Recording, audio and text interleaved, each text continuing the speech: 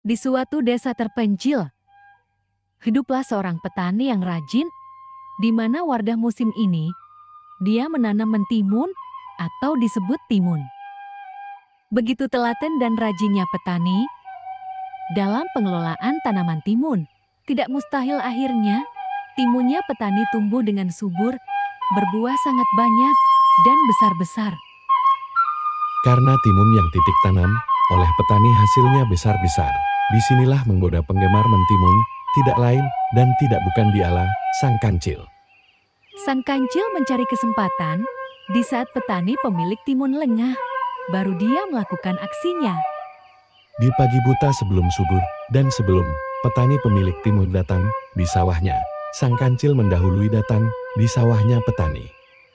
Di hari pertama Sang Kancil mengambil timunnya petani yang besar-besar beberapa buah.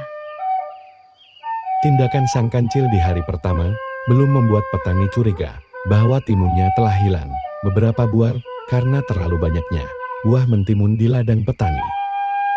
Sampai tindakan Sang Kancil dilakukan berulang-ulang hingga beberapa hari, akhirnya membuat petani curiga.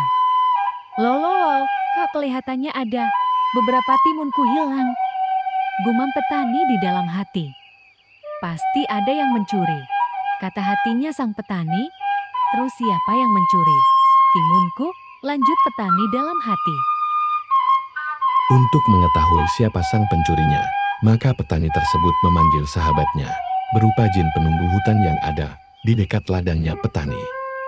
Wahai jin penunggu hutan sahabatku, datanglah, aku butuh bantuanmu, panggil petani pada sahabatnya yang berupa jin penunggu hutan. Tidak lama kemudian muncullah makhluk besar yang menyeramkan.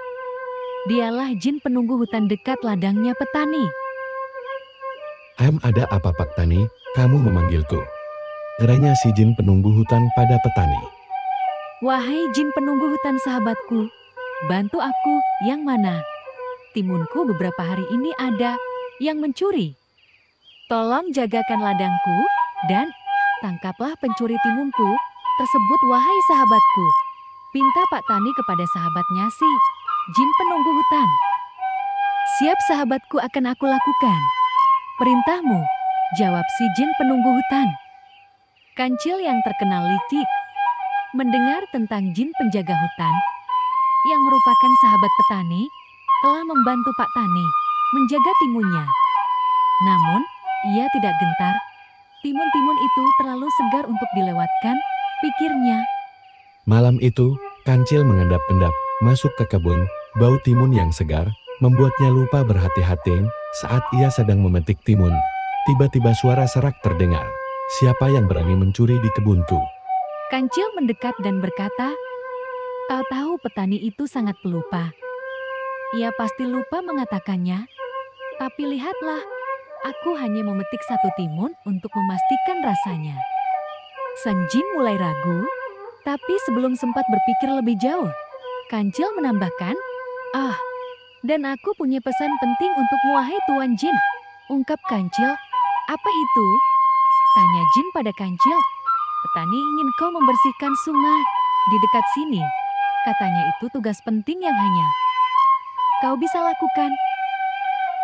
Sang jin penunggu yang merasa bangga mendapatkan tugas baru langsung pergi ke sungai.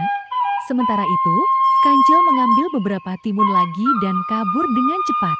Keesokan harinya, ketika petani datang ke kebun, ia terkejut melihat timunnya kembali hilang. Sang jin penunggu hutan sahabat petani kembali dengan wajah masam. Aku disuruh membersihkan sungai, tapi pencuri tetap saja datang. Petani akhirnya sadar, hanya Kancil yang cukup licik untuk menipu sang jin dan mencuri timunku. Sang jin pun merasa dipermainkan, tapi Kancil sudah pergi jauh, menikmati timun-timun segarnya sambil tertawa. Pesan moral, kadang kecerdikan bisa mengalahkan kekuatan, tapi berhati-hatilah dengan tipu daya, karena suatu saat akan terungkap juga.